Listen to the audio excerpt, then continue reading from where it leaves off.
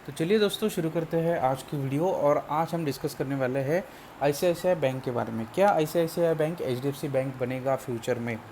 तो वो तो कोई नहीं बता सकता दोस्तों, कंपनी का मैनेजर और बैंक का मैनेजर भी नहीं बता सकता। लेकिन यहाँ पर हम एक बार यहाँ पर डिस्कस कर सकते हैं कि किस तरीके से फ्यूचर हो सकता है आईसीआईसीआई बैंक का। क्या हमें आईसीआईसीआई बैंक में इन्वेस्टमेंट करना ज़रूरी है? यहाँ पर एचडीएफसी बैंक का अगर हम बात करेंगे तो दोस्तों तो एनपीए काफ़ी कम है एचडीएफसी बैंक में, राइट। लेकिन आईसीआईसीआई बैंक के क्या एनपीए कम है, कितना एपीएस है और कितना किस तरीके से पी रेशो फिलहाल के लिए काम कर रहा है, अर्निंग्स कैसी है, वो ज़रा हम डिस्कस कर लेते हैं। यहाँ पर अगर देखेंगे दोस्तों, मार्केट कैपिटलाइजेशन यहाँ पर 6.17 ट्रिलियन का है, जो कि काफ़ी अच्छी बात है, रुपीज़ में है वो टर्म। डिविडेंड यील्ड इसका 0.56% है, ज़्यादा आपको डिविडेंड बैंक नहीं देगी। यहाँ पर अगर देखेंगे क्वार्टरली रिजल्ट्स यहाँ पर आए हैं दोस्तों, Q1 FY21 के रिजल्ट्स आप देख सकते हैं। वहाँ से रेवेन्यू बढ़ा है Q4 FY21 तक, लेकिन Q1 FY22 में थोड़ा सा यहाँ पर रेवेन्यू में ड्रॉप दिखाई दे रहा है एज़ कम्पेयर टू Q4 के 21 FY21 की। यहाँ पर हम थोड़ा सा रिसेंट क्वार्टर्स भी यहाँ पर देख लेते हैं। Q1 FY21 में यहाँ पर रेवेन्यू काफ़ी अच्छे थे, लेकिन बाद में रेवेन्यू में यहाँ पर लेकिन प्रॉफिट काफ़ी अच्छा ग्रोथ हुआ है दोस्तों। यहाँ पर अगर हम देखेंगे बैलेंस शीट की, अगर हम बात करें क्वार्टरली, यहाँ पर थोड़ा सा नॉर्मल डिप नज़र आ रहा है। एनुअली अगर हम बात करेंगे दोस्तों तो यहाँ पे भी थोड़ा सा यहाँ पे भी काफ़ी अच्छी ग्रोथ रही है। आप देख सकते हैं यहाँ पर जो टोटल एसेट्स है, टोटल लाइबिलिटीज़ है, वो भी लाइबिलिटीज़ काफ़ी ज़्यादा बढ़ चुके हैं और एसेट्स भी उतने ही बड़े हैं।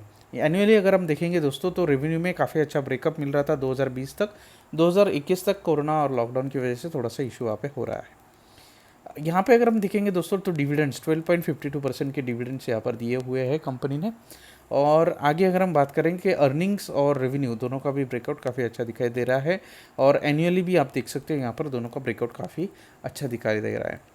तो यहाँ पर कुछ स्टेटमेंट्स है दोस्तों, टोटल रेवेन्यू कितने हैं, ग्रॉस प्रॉफिट कितना है, वो सारी चीज़ें हैं, वो हम बाद में देख ही लेंगे। डिविडेंड यहाँ पर 2019 में शायद कुछ भी नहीं दिया था, बाकी अभी डिविडेंड्स काफ़ी अच्छे चल रहे हैं।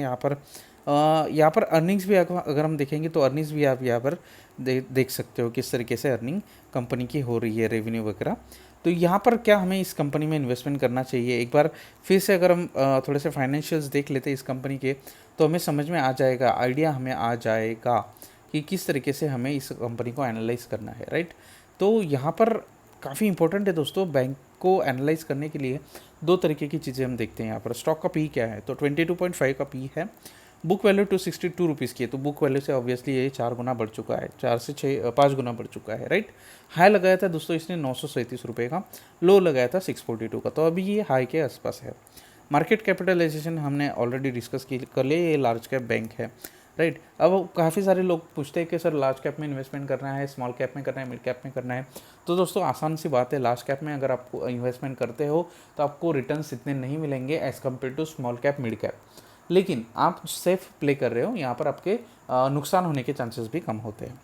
अबाउट सेक्शन में थोड़ा सा हम जाके देखते हैं एक बार एग्जैक्टली आईसीआईसीआई बैंक काम कैसे करता है, राइट।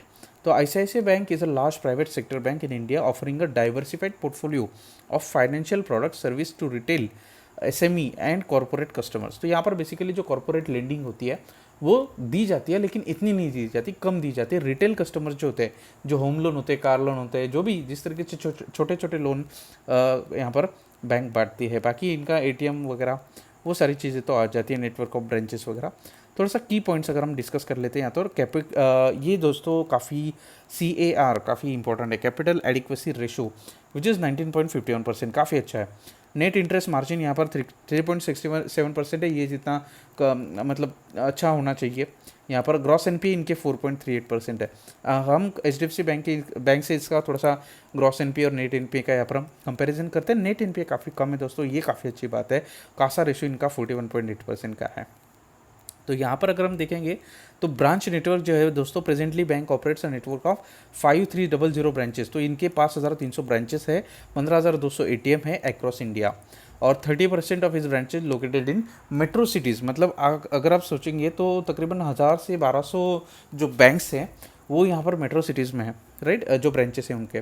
लोन बुक अगर हम देखेंगे दोस्तों तो retail advances account for 66% of the total loan book. मतलब जो रिटेलर्स को इन्होंने लोन दिया है, जो होम लोन है, कार लोन है, जो छोटे छोटे लोन है, वो 66% से बड़े हैं लोन बुक में, right. Followed by the corporates. तो कॉर्पोरेट्स कितने हैं? कॉर्पोरेट्स मतलब जो बड़ी बड़ी कंपनी होती है उनको लोन ये ICICI बैंक प्रोवाइड करती है, तो 24% वो प्रोवाइड करती है।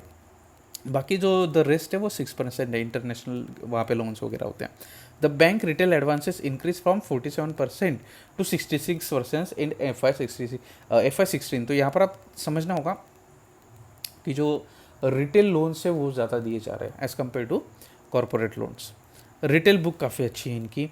मॉर्टेज लोन भी, मतलब जो भी मॉर्टेज मतलब मॉर्गेज जो लोन होता है, मतलब गोल्ड को लेके आप गोल्ड को देके आप लोन ले सकते हो, ये सारी चीज़ें, राइट। तो यहाँ पर क्रेडिट कार्ड्स भी इनके इशू होते हैं। The bank has issued about 1 crore credit card till date and it also issues co-branded credit cards, right, with partnership with Amazon and all. तो ये सारी चीज़ें हैं। इंडस्ट्रियल एक्सपोजर इसका काफ़ी बढ़िया है। One of the top banks होती है दोस्तों। तो इंडस्ट्री काफ़ी इनकी अच्छी है। फाइनेंस इनको 10% आता है, बैंकिंग से 7% आता है। फिर ये सारी चीज़ें यहाँ पर प्ले होती है। क्रेडिट रेटिंग इसकी 72% of the banks domestic loan book is rated A or better, while is the rest rated B or lower. तो 72% इसका जो बैंक का लोन है वो ए रेटेड है, जो कि काफ़ी अच्छी बात है। मतलब जो लोन बैंक प्रोवाइड कर रही है वो चुकता हो रहा है 72%, ये समझ लो आप। इंटरनेशनल बिजनेस में दोस्तों ICICI bank international presence consist of operations in USA, Singapore, Bahrain, Hong Kong, Dubai, China, UK, Canada, Germany. तो आप समझ सकते हो कि काफ़ी बड़ी यहाँ पर इनकी सब्सिडरीज है और काफ़ी अलग अलग देशों में है। तो यहाँ पर अगर हम देखेंगे कि मटेरियल सब्सिडरीज भी इनकी काफ़ी ज़्यादा है, जैसे लाइफ इंश्योरेंस हो गया, इस जनरल इंश्योरेंस हो गया, एसेट मैनेजमेंट हो गया, सिक्योरिटीज़ हो गया, ये सारी चीज़ें यहाँ पर प्ले आउट होती है दोस्तों। तो ये बेसिकली जो सब्सिडरीज है ICICI बैंक के। थोड़ा सा मैक्सिमम हम चार्ट खोल के देख लेते हैं। आप देख सकते हो दोस्तों, किसी ने अगर 2006 में इन्वेस्ट किया होता, 116 रुपये का स्टॉक था, अभी वो 900 पे प्ले आउट हो रहा है। ज़्यादा इतने दिन तक कोई नहीं रहता, मुझे नहीं लगता। 3 से 5 साल ठीक है, हमें रहना चाहिए किसी भी स्टॉक में। 3 से 5 साल के बाद हमें निकल जाना चाहिए दोस्तों, क्योंकि आप शादी नहीं कर रहे हो स्टॉक से, राइट। आप अभी खरीदा आपने यहाँ पे, राइट, कहाँ पे? 337 पे। कब खरीदा आपने? तकरीबन जनवरी 2015 में, राइट, ओके। और यहाँ पे स्टॉक जनवरी 2018 में उसी प्राइस पे आपको मिल रहा है, तो ये कोई बात ही नहीं हुई, राइट। और इतने लॉन्ग टर्म के लिए रह के भी, मैं ऐसा नहीं कर रहा हूँ, रह सकते आप 10, 12, 15 साल, लेकिन मुझे नहीं लगता इतना वॉरेन बफे स्टाइल कोई इन्वेस्ट करता होगा तो काफ़ी अच्छी बात है। लेकिन हमें एक गोल रखना चाहिए दोस्तों, फाइनेंशियल गोल हम जिसे कहते हैं, कि 3 से 5 साल हमें किसी भी स्टॉक में इन्वेस्टेड रहना चाहिए। बाकी आप आगे भी रह सकते हो, आपकी मर्जी है। कंपनी का अगर हम देखेंगे दोस्तों, तो कुछ प्रोस है और कुछ कॉन्स है। कॉन्स थोड़े से ज़्यादा आपको दिखाई देंगे। आप HDFC बैंक का भी खोलिए, कॉन्स आपको ज़्यादा ही दिखाई देंगे। कॉन्स यहाँ पर दोस्तों, stock is trading at 3.43 times average book value. तो ये तो ठीक है, कोई बड़ी बात नहीं है। प्रीमियम वैल्यूएशन पे काम हो रहा है। Company has low interest coverage ratio. तो इंटरेस्ट कवर करने का जो रेशो है दोस्तों, इसका थोड़ा सा कम है। तो ये सारी कुछ चीज़ें हैं। कंपनी के ऊपर लाइबिलिटीज़ है। कंपनी जो कॉस्ट कैपिटल हो रहा है वो भी कम हो रहा है। अनदर इनकम, ये सारी काफ़ी नॉर्मल चीज़ें होती रहती है बैंकों के साथ। क्योंकि एक काफ़ी सवाल भी कहते हैं दोस्तों कि ICICI बैंक डूब गया तो क्या होगा। तो दोस्तों पूरी इकोनॉमी भी कोलैप्स हो सकती है, क्योंकि HDFC bank, ICICI bank, state bank, ये काफ़ी मेजर फैक्टर्स है इकोनॉमी के। अगर यही डूब गए तो आप समझो कि पूरी नैया डूब जाएगी भारत की। यहाँ पर आप देखो फाइनेंस के जो प्रॉफिट है इनके, फाइनेंसिंग प्रॉफिट -10,000 करोड़ के हैं सितंबर 2029 के क्वार्टरली रिजल्ट्स। नेट प्रॉफिट कितना आया दोस्तों? 1585। ओके, तो इन्होंने अदर इनकम इसमें ऐड कर दी है, इसकी वजह से वो जो प्रॉफिट है वो दिख रहा है नेट प्रॉफिट में, राइट। और ये था 1000, और अब हो गया, आप देख सकते हो जून 2022 में 7000 करोड़ का हो गया, राइट। तो ये तो बड़ा है, राइट, ऑब्वियसली बड़ा है। लेकिन इन्होंने क्या किया कि फाइनेंसिंग मार्जिन इन्होंने कट कर दिया, अदर इनकम उसमें ऐड कर दिया, इसलिए अपन नेट प्रॉफिट में यहाँ पर प्रॉफिटेबल कंपनी दिख रही है। फाइनेंसिंग प्रॉफिट आपको ये माइनस में दिखाई देगा, क्योंकि एक्सपेंसेस कंपनी के बढ़ गए हैं, इंटरेस्ट कंपनी कमा नहीं रही है, रेवेन्यू कंपनी के पास आ रहा है लेकिन इतना नहीं आ रहा है। ये थोड़ा सा यहाँ पर मेजर करने वाली बात होगी। एचडीएफसी बैंक का भी आप देखेंगे तो सेम वैसा ही है। रिटर्न ऑन इक्विटी 10-15% के बीच में घूमता रहता है। स्टॉक सीजीआर आप देखोगे तो 10 सालों में आपको 17% के रिटर्न मिल जाएंगे। जैसे कि मैंने आपको कहा 5 सालों में आपको 28% के कंपाउंडेड एनुअल ग्रोथ रेट से रिटर्न आपको मिल जाएंगे, जो कि काफ़ी अच्छी बात है। अब लाइबिलिटीज़ आप देखोगे दोस्तों, कंटिन्यूसली इनके ऊपर लाइबिलिटी बढ़ी है। 17 लाख करोड़ रुपए की लाइबिलिटीज़ हैं, राइट। तो ये जोक नहीं है, इतनी बड़ी लाइबिलिटीज़ कंपनी को चुकती भी करनी है। कैश फ्लो इनके पॉजिटिव्स में है, वो काफ़ी अच्छी बात है।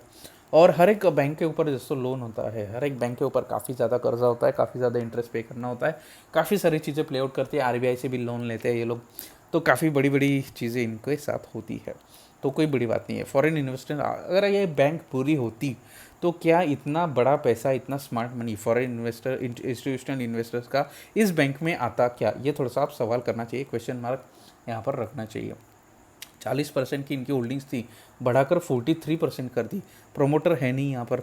डोमेस्टिक इन्वेस्टर देखो आप, 47 से 45, मतलब ट्रिम किया है, लेकिन इतना भी ट्रिम नहीं किया है, राइट। बने रहे ये लोग बैंक के साथ। पब्लिक की कितनी होल्डिंग है सर? 11% से 10% तक आ गई। तो ये समझना है कि जो भी स्मार्ट मनी प्ले आउट हो रहा है वहाँ पे हमें रुकना है। एसबीआई में जो पैसा डाला है वो हमें शिफ्ट करना है आईसीआईसीआई बैंक में। मैं ये नहीं बोल रहा हूँ कि एसबीआई बुरी बैंक है, एसबीआई एक पीएसयू बैंक है सर। तो पीएसयू बैंक में इतना आपको ज़्यादा रिटर्न्स नहीं मिलेंगे as compared to this bank. तो ये हो गया दोस्तों आज का वीडियो। अगर उम्मीद करता हूँ आपको ये वीडियो काफ़ी अच्छा लगा होगा। क्या हमें इन्वेस्टमेंट अभी करनी चाहिए? 63 के ऊपर आ रहा है दोस्तों, 60 के ऊपर ऑलमोस्ट चला गया है, तो अभी फ़िलहाल के लिए तो नहीं बनता है। हाँ, थोड़ी सी अगर गिरावट स्टॉक में आती है वहाँ पे आप ले सकते हो, कोई भी सजेशन नहीं है। पैसा आपका है तो रिजल्ट भी आपका ही होगा, और पूरी आपकी अपेक्षा की तरह से आपको काम करना चाहिए। तो ये दोस्तों हो गया पूरा टोटल वीडियो आईसीआईसीआई बैंक के ऊपर। कोई भी अगर क्वेरी है आप कमेंट सेक्शन में पूछ सकते हो, मैं आपको जवाब दूंगा। अगर वीडियो अच्छा लगा है दोस्तों तो वीडियो को लाइक करना और चैनल को सब्सक्राइब करना मत भूलना। मिलते हैं दोस्तों अगले वीडियो में।